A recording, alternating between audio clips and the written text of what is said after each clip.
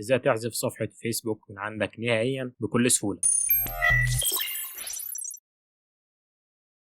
كده هنفتح الصفحة بتاعتنا وبعد كده نيجي على الصفحات وبعد كده نختار الصفحة اللي احنا حابين اننا نحذفها وهنضغط هنا على تبديل الآن. بعد كده هنيجي على الإعدادات وهننزل تحت عند الوصول والتحكم.